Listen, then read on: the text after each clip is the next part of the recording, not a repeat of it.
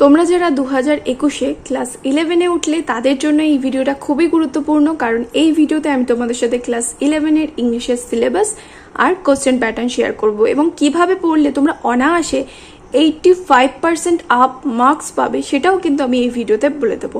তাই ভিডিওটা শেষ পর্যন্ত দেখতে থাকবে, একটুখানিও স্কিপ না করে। Hello viewers, welcome to my YouTube channel quick English in Bengali. তো আজ এই ভিডিওতে আমাদের মূল আলোচনার বিষয় হচ্ছে ক্লাস 11-এর সিলেবাস আর কোশ্চেন প্যাটার্ন।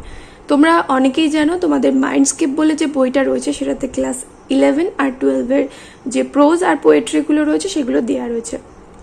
ক্লাস 12-এ একটা তোমাদের প্লে রয়েছে, কিন্তু এখানে ক্লাস 11-এ সেসব কিছুই নেই, কিন্তু ক্লাস 11-এ অনেক স্কোর করার কিন্তু জায়গা রয়েছে।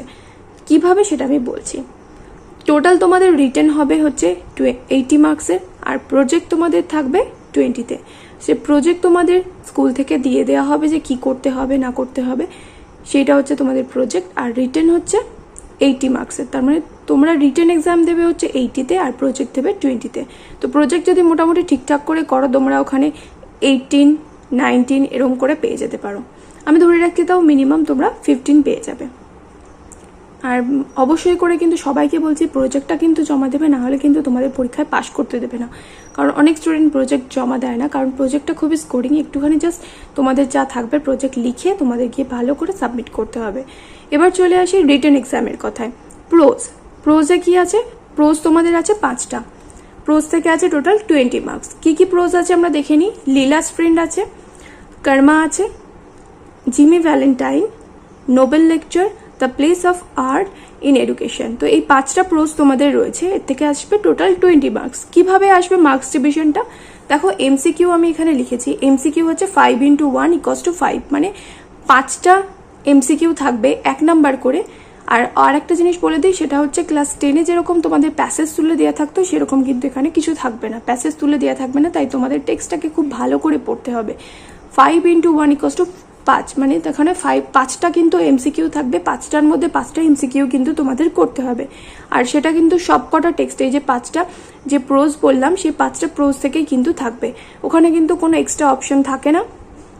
তাই 5টা প্রোজ তোমরা খুব ভালো করে পড়বে, যাতে ওর থেকে যা এমসিকিউ দেখ তোমরা যাতে করতে পারো। নেক্সট এসএ কিউ এর কথা বলি। এসএ কিউ মানে হচ্ছে শর্ট যে কোশ্চেনগুলো হয়, শর্ট কোশ্চেন সেটা। এমসিকিউ মানে হচ্ছে মাল্টিপল চয়েস কোশ্চেন, যেখানে অপশনস থাকবে। অনেকে বুঝতে পারেনি এমসিকিউ আর এসএকিউ এর মধ্যে পার্থক্য কি। এমসিকিউ মানে হচ্ছে যেগুলোতে অপশন দেওয়া থাকবে, যে কোন অপশনটা সঠিক হবে সেটা তোমাদের চুজ করে নিয়ে লিখতে হবে। তা এসএকিউ এতে কি থাকবে? এসএকিউ এতে হচ্ছে এই যে 5টা টেক্সট দেখলে প্রত্যেকটা টেক্সট থেকে 2টো করে এসএকিউ টাইপের মানে এসএকিউ থাকবে, মানে শর্ট কোশ্চেন থাকবে। তার মধ্যে তোমাদের কটা করতে হবে? 5টা করতে হবে। আর প্রত্যেকটার মার্কস হচ্ছে 1। তার মানে তুমি যদি ওখানে 5টা করতে পারো তাহলে ওখানে তুমি 5 নাম্বার কিন্তু পেয়ে গেলে। আর 1 লাইন করে উত্তর হবে, তাই খুব বেশি বড় হবে না, আর চিন্তার কোনো ব্যাপারই নেই।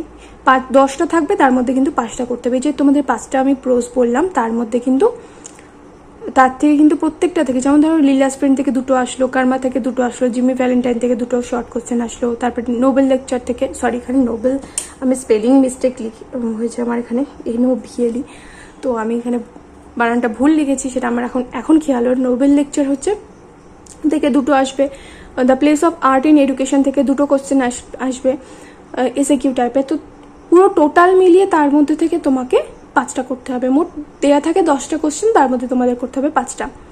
নেক্সট এবার ডেসক্রিপটিভ কোশ্চেনে আসি, যেটা হচ্ছে বড় প্রশ্ন। সেটা হচ্ছে 5 মার্কসে তোমাদের 2টো করতে হবে। আর কটা দেওয়া থাকবে? তোমাদের 5টা থাকবে। যে প্রত্যেকটা তোমরা প্রোজ দেখতে পাচ্ছ, প্রত্যেকটা প্রোজ থেকে, যেমন লীলাস ফ্রেন্ড থেকে একটা, কর্মা থেকে একটা বড় কোশ্চেন, জিমি ভ্যালেন্টাইন থেকে একটা বড় কোশ্চেন, নোবেল লেকচার থেকে একটা বড় question, are the place of art in education থেকে একটা বড় কোশ্চেন। তাহলে তোমাদের মোট যদি তোমরা 2টো টেক্সট থেকে 2টো বড় কোশ্চেন যদি রেডি করে রাখো তাহলে কিন্তু হয়ে যাবে। আর সেটা সাজেশন তো আমি তোমাদের কিছুদিন পরেই দিয়ে দেবো, তাই চিন্তার কোনো ব্যাপারই নেই যে কোন কোন বড় প্রশ্নগুলো পড়তে হবে। আর মোরালেসলি সব বড় প্রশ্ন, মানে ধরো একটা ধরনের তুমি কোশ্চেন পড়লে যে লীলার সাথে সিদ্ধার রিলেশনশিপ কীরকম ছিল, বা লীলার ক্যারেক্টার কীরকম, লীলার character sketch, the character of Leela. তো লীলা চরিত্র যদি এখানে বর্ণনা করতে বলে তাহলে এগুলো সব অনেক দেখবে একই টাইপের কোশ্চেন যেগুলো ঘুরিয়ে দেওয়া হয়, সেগুলো কিন্তু তোমরা খুব পেয়ে যাবে।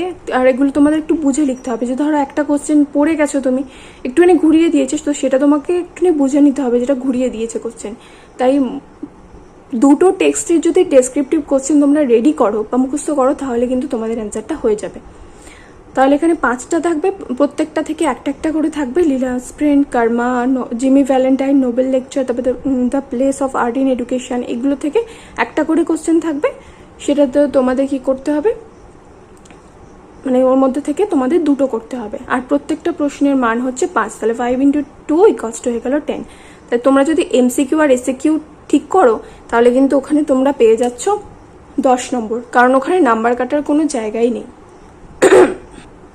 আর ডেসক্রিপটিভ কোশ্চেন থেকে তোমরা যদি 5 মার্কসের লেখো, তাহলে যদি খুব ভালো যদি নাও লেখো, খুব ভালো যদি লেখো, তাহলে কিন্তু ওখানে 4 পেয়ে যাবে। আর অনেক ক্ষেত্রে 4.5 হয়তো দেওয়ার চান্স থাকে, কিন্তু 4.5 খুব কম দেয়, 4 পেয়ে যাবে। আর মিডিয়াম টাইপের লিখলে 3 থেকে 3.5-এর মধ্যে পেয়ে যাবে। তাই তোমরা এবার নিজেরা ক্যালকুলেট করো, যদি তোমরা 4 করে পাও, তাহলে ওখানে 4 দুগুণে 8, তার মানে এখানে হচ্ছে 10 আর 8, 10 আর 8 কত হলো 18। 18 থেকে ধরো আমি সাপোজ হচ্ছে 3.5 করে পেলে, তাহলে 18 থেকে কত হয়ে যাচ্ছে তোমাদের, 3.5 করে পেলে ওখানে 7 হয়ে যাচ্ছে, তাহলে 17 পাচ্ছ। তাহলে এরকম করে যদি তোমরা পোয়েট্রি থেকেও সিমিলার ডিভিশন আছে, পোয়েট্রি থেকেও 20 আছে, এরকম যোগ করে যদি তোমরা পোয়েট্রি থেকে পাও, তাহলে এখানে 17 আর 17 কত হচ্ছে 34। আর প্রজেক্টে যদি তোমরা ধরো 20 মধ্যে ধরো 18 এরকম পেয়ে যাও, তাহলে কিন্তু মার্কস অনেকটা বেড়ে যাচ্ছে। তাহলে তোমরা নিজেরাই ক্যালকুলেট করো, যদি 34 আর 18, তাহলে খুব সহজেই কিন্তু তোমরা মার্কগুলো বাড়াতে পারবে। তাহলে পোয়েট্রি থেকেও সেম ডিভিশন রয়েছে। পোয়েট্রি কি রয়েছে, composed upon Westminster Bridge, meeting at night, the sick rose, brotherhood আর ডে ব্রেক, এই সবকটা প্রোজ রয়েছে। আর এখানেও এমসিকিউ থাকবে প্রত্যেকটা থেকে। অপশন কিন্তু এখানে এক্সট্রা কিন্তু দেওয়া থাকবে না, যে কোনো 5টা এমসিকিউ করো এরকম কিন্তু থাকবে না, 5টাই এমসিকিউ থাকবে, 5টা পোয়েট্রি থেকে। এবং তোমাদের কি করতে হবে, 5টা এমসিকিউই করতে হবে। তো এখানে রয়েছে 5 × 1 = 5। আর নেক্সট এসএকিউ বললাম, যে প্রত্যেকটা প্রোজ থেকে দুটো করে থাকবে, যেরকম প্রোজ না, যেরকম প্রোজে বলেছিলাম যে প্রত্যেকটা প্রোজ থেকে দুটো করে থাকবে, সেরকম পোয়েট্রি থেকে প্রত্যেকটা পোয়েট্রি থেকে দুটো করে এমসিকিউ থাকবে। তো ওখানেও করতে হবে তোমাকে 10টা এমসিকিউ থাকবে, তার মধ্যে 5টা করতে হবে। আর ডেসক্রিপটিভ কোশ্চেন এখানেও থাকবে 5 × 2 করে 10, অর্থাৎ দুটো তোমাদের ডেসক্রিপটিভ কোশ্চেন পোয়েট্রি থেকেও করতে হবে। 5টা থাকবে, তার মধ্যে যে কোনো দুটো করতে হবে। নেক্সট র্যাপিড রিডার বলে একটা বই রয়েছে তোমাদের, সেখান থেকে থাকে 10 নম্বর। র্যাপিড রিডার বইটার কি, ওখানে শেক্সপিয়ারের যে কিছু প্লে আছে, শেক্সপিয়ারের কিছু ড্রামা আছে, প্লে নয়, শেক্সপিয়ারের কিছু ড্রামা আছে, সেই ড্রামাগুলো ওখানে সামারাইজ করে দেওয়া রয়েছে।